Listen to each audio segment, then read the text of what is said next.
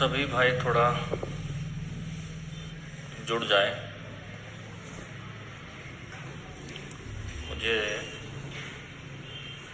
आप लोगों से आज बात करने का मौका मिला है, तो सोचा कि इस अवसर का गंगा जी नमस्कार,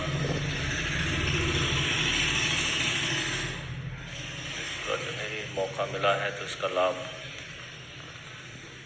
उठाया जाए और आप लोगों को भी थोड़ा समझाया जाए।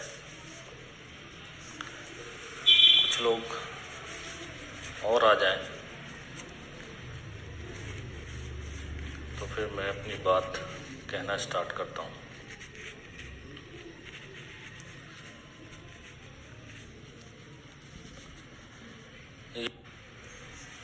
बीच में कॉल आ गया था, सॉरी। यश ठाकुर छोटा भाई है, सादर प्रणाम। साबू मलिक राम राम भाई।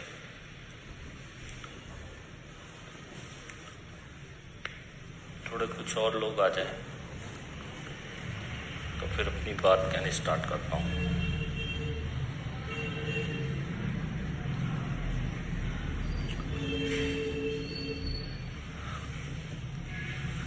चलिए शुरू करते हैं। सभी मुझे भाइयों को, अपने छोटे बड़े बुजुर्गों को, भाइयों को एक सूचना देनी है कि मेरे द्वारा बिजनौर लोकसभा सीट से नामांकन किया गया है और उस नामांकन करने के पीछे केवल और केवल उद्देश्य है कि आज की जो घटिया और जातिवादी और लूट खसोट वाली जो राजनीति चल रही है, उसमें शायद मैं कुछ थोड़ा बहुत योगदान कर सकूं। और मुझे अच्छा लगेगा अगर मैं कुछ बदलाव लाने में 1% भी अगर सहयोग कर पाता हूं। अच्छी इंटेंशन के साथ मैंने ये नॉमिनेशन किया है। मेरा उद्देश्य ना नाम कमाना है ना पैसा कमाना है, वो मैं अपने फील्ड में ये काम मैं सारे कर चुका हूँ। सुप्रिया बहन जी नमस्कार, गुड, थैंक यू। अब बात ये है कि आज की डेट में जो हम लोगों को इस टाइम सबसे ज़्यादा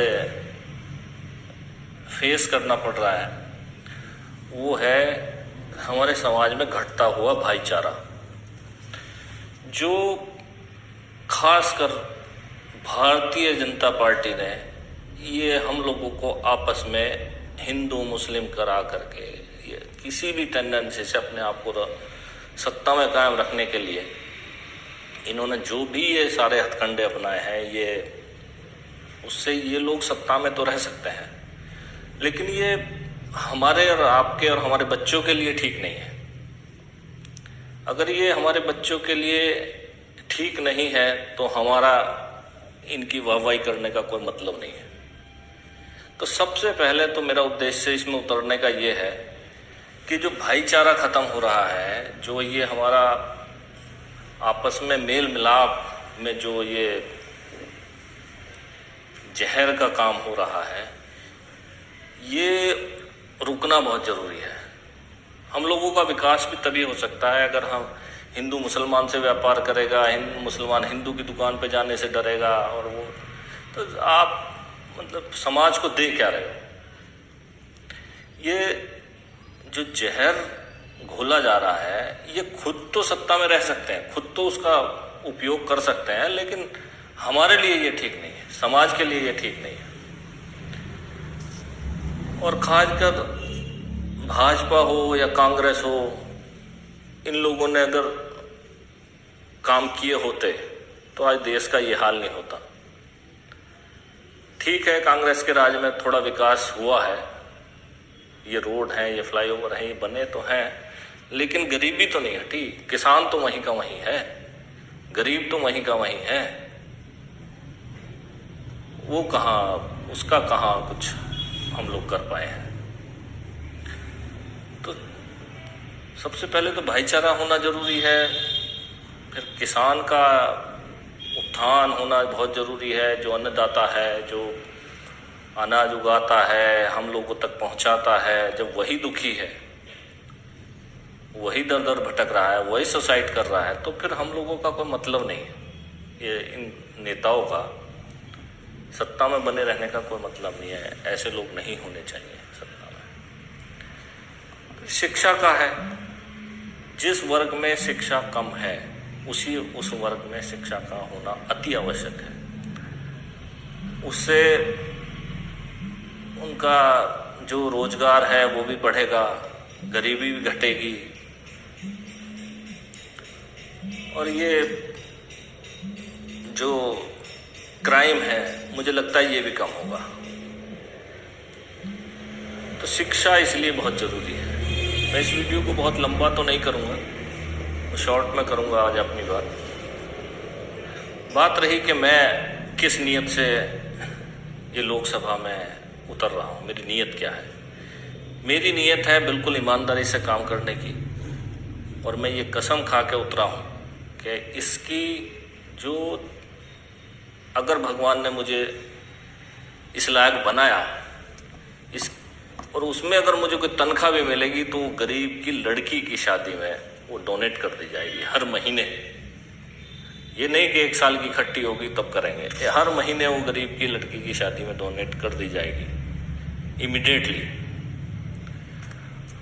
और अगर हम लोग इलेक्शन लड़ते हैं और उसमें अगर हम करोड़ों का खर्चा करते हैं, जो कि मैं भी थोड़ा बहुत तो कर ही सकता हूँ, लेकिन मैं जानबूझ के इसलिए उसमें करोड़ों रुपया, लाखों रुपया इसलिए नहीं खर्च करूँगा क्योंकि फिर मैं अगर बनता हूँ तो मुझे वो सबसे पहले तो उसकी उगाही करने का ये आएगा कि ये पैसा सबसे पहले वापस आना चाहिए।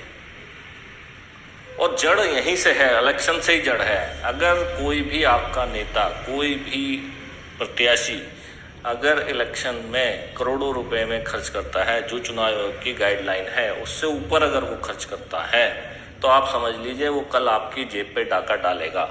कल कहीं आपकी रोड नहीं बनेगी, कल कहीं आपका कोई विकास नहीं होगा, कहीं कुछ ना कुछ वो उसकी जेब में चला जाएगा। तो इसलिए आपको अगर कोई शराब पिला रहा है, कोई वोट के बदले आपको पार्टी दे रहा है, कोई दावत दे रहा है, तो आप समझ लीजिए कल आने वाला कल आपका बिल्कुल डेड है। और ये जितने भी पूंजीवादी बड़े बड़े नेता 5 साल में, आज उनकी जो चुनाव आयोग में डिक्लेरेशन होती है वो 20 लाख 10 लाख होती है, और 5 साल के बाद वो 5 करोड़ 10 करोड़ 20 करोड़ हो जाती है। तो ये इन सब चीज़ों पे गौर करिए। जितने भी नेता हैं इनकी 5 साल 20 साल पहले जब ये राजनीति में आए थे, इनकी क्या इनका डिक्लेरेशन था, आप वो चेक करिए। आज उनकी क्या डिक्लेरेशन है, आज आप वो चेक करिए, आपके पास मौका है। तो अगर वो उसकी संपत्ति में नंबर 1 में वृद्धि हो रही है तो आप समझिए नंबर 2 में कितनी वृद्धि हो रही होगी, और फिर आप उसे अपने आप से मैच करिए कि आप 20 साल पहले उस वक्त आपकी क्या हैसियत थी और आज आपकी क्या हैसियत है। तो दोनों को कंपेयर करिए, आपका नेता तो कहाँ चला गया और आप कहाँ रह गए। तो इन सब चीज़ों पे मैं चाहता हूँ कि आप लोग गौर करें, और उसके बाद आपको कैंडिडेट चुनने में शायद ज़्यादा आसानी रहेगी। तो ये सब छोटी छोटी चीज़ें हैं, आप गौर कर सकते हैं, किसी की भक्ति में ना लगें। किसी को अंधभक्ति करने से आपके घर में हो सकता है कि 1 टाइम का खाना वो भिजवा दे, आपको खरीद ले 1 टाइम का खाना खिला के, लेकिन वो आपके भविष्य के लिए बहुत खतरनाक है। तो ये इसी तरह की बातें हैं, तो आप लोगों को सचेत रहना पड़ेगा। अब ये एक अवसर लगता है मुझे कि शायद ये एक अवसर आया है कि ये इन जो एक चेन बनी है, जो इन्होंने, अब मैं तो सोने की चेन जो इन्होंने बना ली है नेताओं ने, और ये उसको टूटने नहीं देना चाहते। शायद वो टूटे और शायद कुछ अच्छे लोग उसमें एंटर हो जाए। तो बस मैं इन्हीं बातों के साथ अपना बात को विराम देता हूँ, और नेक्स्ट टाइम फिर मैं अब जल्दी आऊँगा, चूँकि इलेक्शन हम लोग भी फाइट कर रहे हैं। तो अब 11 तारीख तक तो मैं जल्दी आऊँगा आप लोगों से बात करने के लिए, क्योंकि मैं नहीं चाहता हूँ कि एडवर्टाइजमेंट पे मुझे बहुत ज़्यादा खर्चा करना पड़े, जो कि मैं कर सकता हूँ, लेकिन मैं उसके लिए आज वो बीज बो दूंगा कि कल मुझे भ्रष्टाचार करना ही पड़ेगा। तो इसलिए मैं नहीं जाऊंगा उस रास्ते जो मुझे कल भटका दे। तो इसी बात के साथ मैं अपनी बात को विराम देता हूँ। नमस्कार।